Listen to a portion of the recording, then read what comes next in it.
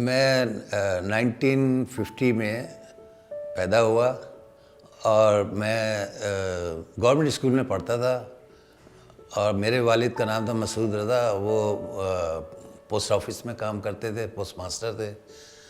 Art ward का हमारी family में किसी को कोई शौक़ नहीं था। बहरहाल मैं छोटा था, हमारे सब आठ छोटे बहन भाई थे, मैं सबसे बड़ा हूँ अपने बहन भाई में। तो मैं हर वक्त आर्ट करता रहता था, तो हमारे वालिद साहब जो थे वो डांटते थे कि तुम हर वक्त ड्राइंग करते रहते हो, काम पढ़ा करो। उनका इरादा था कि मैं ये शायद डॉक्टर बनाए। खैर वो डॉक्टर तो नहीं बन सके। खैर अब ये हुआ कि वो स्कूल में मशहूर था मैं कि ड्राइंग बहुत अच्छी है, पोर्ट्रेट में बनाया करता था।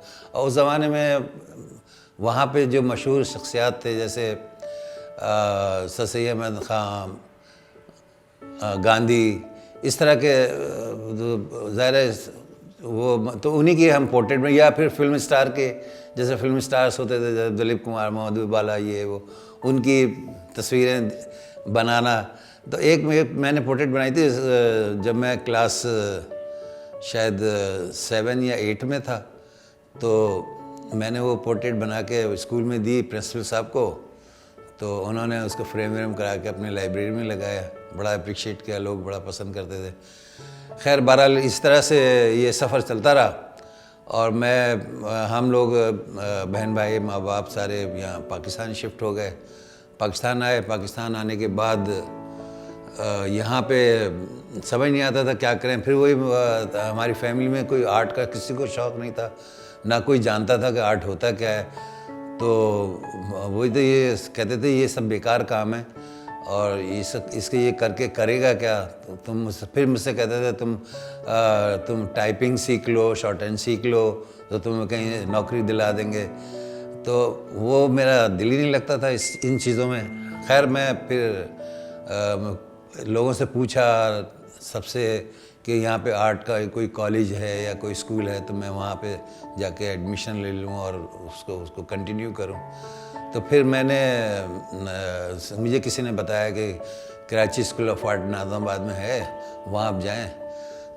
तो वहाँ देखें तो इत्तेफाक से हम वहाँ से गुज़र रहे थे। तो वहाँ कराची स्कूल ऑफ आर्ट में एक ये होता था, उन्होंने गैलरी में एक स्कल्पचर लगाया हुआ था। तो वो स्कल्पचर दूर से ही नज़र आता था, तो वो मशहूर था, लोग जानते थे कि ये आर्ट स्कूल है। या तो वहाँ से हम वहाँ स्कूल पहुँच गए और वहाँ उनसे फिर वहाँ जाके राबिया आपा और मंसूर राही, हाजरा आपा, इन लोगों से हमारी मुलाकात हुई। तो राबिया आपा ने कहा कि आपका हम टेस्ट लेते हैं। उन्होंने फिर मुझे कहा कि आप ड्राइंग करके बताएं। तो मैंने ड्राइंग की, तो उनको बड़ी पसंद आई कि नहीं ये तो बहुत अच्छी बच्चा बड़ा अच्छा ड्राइंग करता है। तो उन्होंने कहा ठीक है तुम कल से आ जाओ और अपना शुरू कर दो। उस ज़माने में तो हमारे पास पैसे भी नहीं होते थे। मैंने राबिया से कहा मेरे पास तो इतनी फ़ीस नहीं है। कह लें ठीक है कोई बात नहीं, जो भी है अब करके उसको आप शुरू कर दें। बहरहाल उनका काफ़ी कोऑपरेशन रहा मेरे साथ, बड़ा अच्छे हमारे टीचर रहे हैं मंसूर राही और हाजरा आपा और राबिया आपा। तो उन्होंने फिर मुझे स्कूल में दाखिल कर लिया। फिर मैंने वहाँ से 4 साल का डिप्लोमा होता है, वो डिप्लोमा कंप्लीट करके फिर मैं अपना आर्ट फील्ड में आ गया।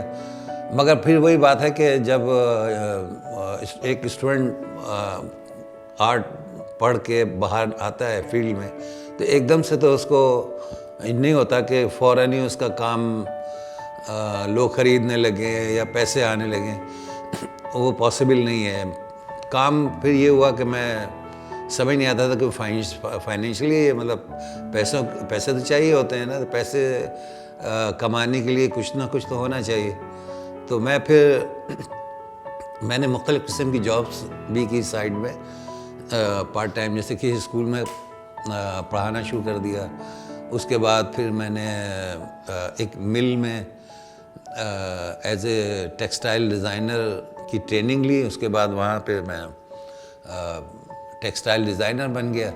तो वहाँ से मेरी जो आमदनी होती थी, पैसे वैसे जो मिलते थे, तो उससे फिर मैं अपना आर्ट का सामान खरीदता था, मगर आर्ट को मैंने छोड़ा नहीं, मैं पेंटिंग में बनाता रहा मुस्तकिल, चाहे वो बिके या ना बिके।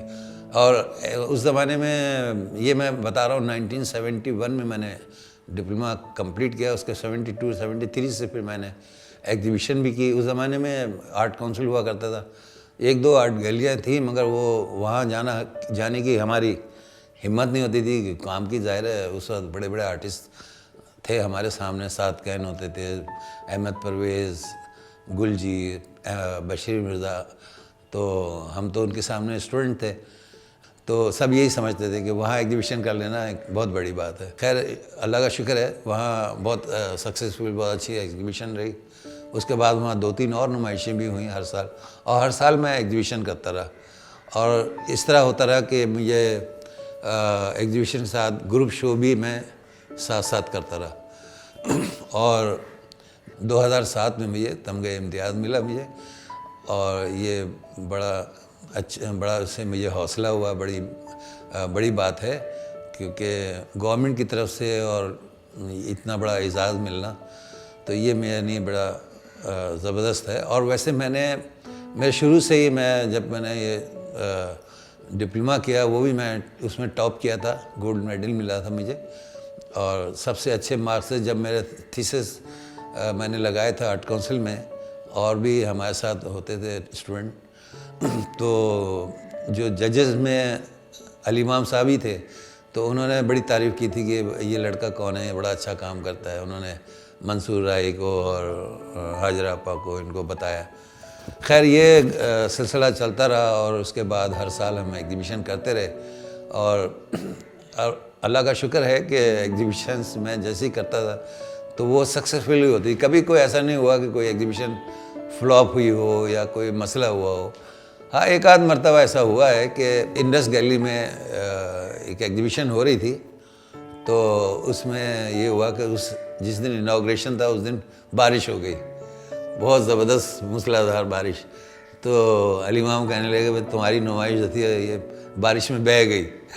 हमने कोई नहीं आएगा, मगर फिर भी बाद में ये दूसरे दिन तीसरे दिन बड़ा लोग आए, अप्रिशिएट किया। उसके बाद पेंटिंग भी सेल हुई, ऐसी बात नहीं। और ये सिलसिला चलता रहा और अभी तक चल रहा है। 60 के करीब 16 एग्जीबिशन हो चुकी हैं। और 60 का मतलब ये नहीं है कि हर साल तो हुई हैं, मगर किसी साल में 2-2 एग्जीबिशन भी हुई हैं, 3-3 भी हुई हैं। और ग्रुप शो तो बेतादाद है, उसकी कोई हिसाब नहीं है। पेंटिंग का भी कोई मेरा हिसाब नहीं है, मेरे ख्याल से हज़ारों नहीं लाखों की तादाद में पेंटिंग बनाई। मुझे खुद याद नहीं कि मैंने कितनी पेंटिंग बनाई है। बस मैं तकरीबन डेली 6 से 8 घंटे रोज़ काम करता हूँ, मेरी कोई छुट्टी नहीं होती। मैं संडे हो या कुछ भी हो, अपना काम से काम है। और ईद बकरीद पे भी मैं जो बकरीद पे अक्सर होता है कि कुर्बानी करना है, तो वो कुर्बानी करके नौकर के हवाले कर देना, उसके बाद मैं अपने स्टूडियो में आके अपना काम करना है।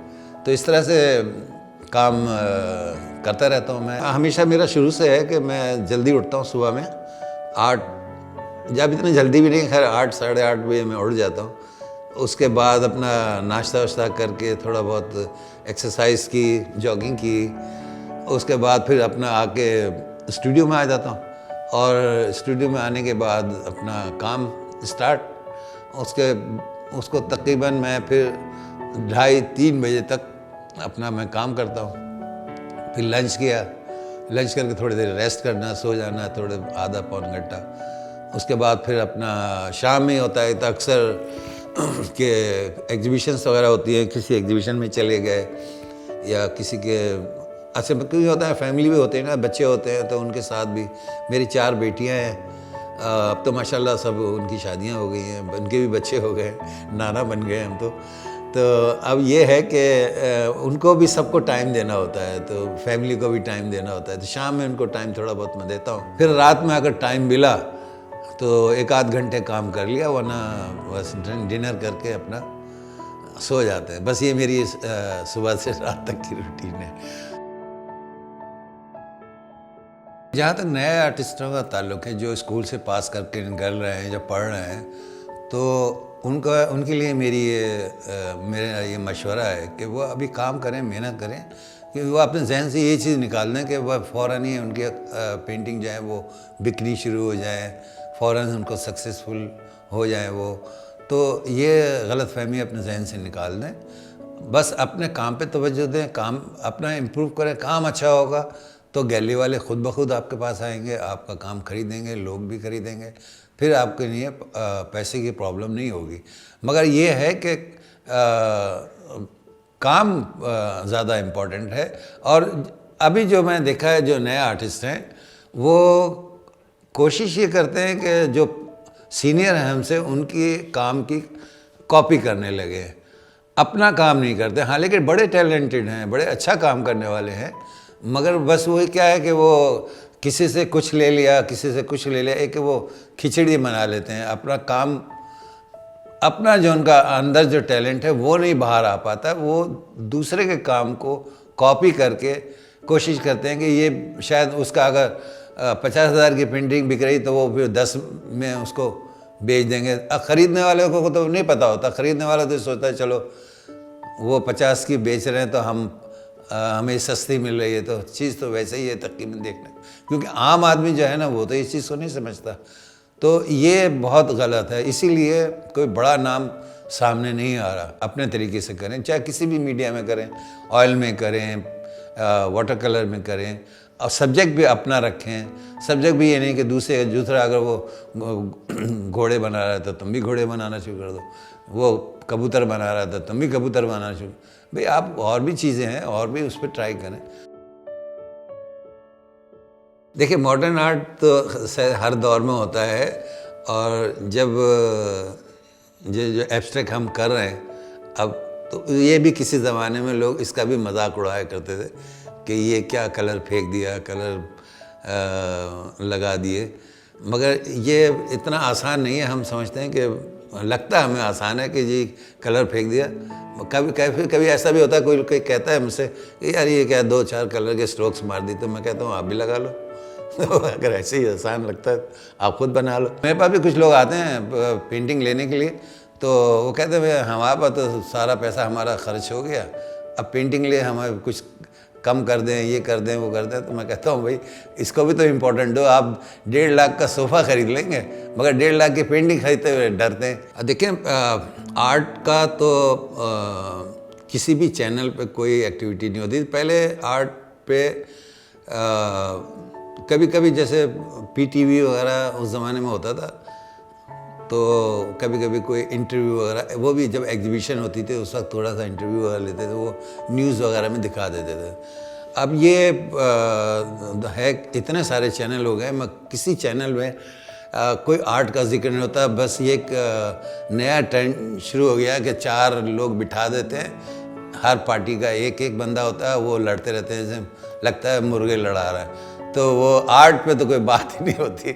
हाँ, ये एक आर्ट TV चैनल जो बनाया है, आर्ट TV जो बनाया है, इसमें बड़ा अच्छा, मैं कहता हूँ, मैं तो बड़ा अप्रिशिएट कर रहा हूँ कि ये बड़ा अच्छा है और आर्ट इससे प्रमोट हो रहा है, और ये अल्लाह करे ये और कामयाब हो और इसमें तरक्की हो। एक सबसे अच्छी बात ये है आर्ट TV की कि ये जो आर्टिस्टों के डॉक्यूमेंट्स, मतलब जो डॉक्यूमेंट्री फिल्म बना रहे हैं, जो उनके बारे में रिकॉर्ड कर रहे हैं, तो वो अब से 20 साल बाद, 25 साल बाद अगर जो उस ज़माने में लोग देखेंगे, जो नई जनरेशन देखेगी, वो कि पुराने आर्टिस्ट कैसा काम करते थे, कैसी बातें करते थे, या किस तरह के होते थे, ये सबसे ज़्यादा इम्पोर्टेंट। तो मैं समझता हूँ बड़ी ज़बरदस्त ये काम हो रहा है, और मैं आर्ट TV वालों को मुबारकबाद देता हूँ कि अच्छा है, इसको कंटिन्यू रखें।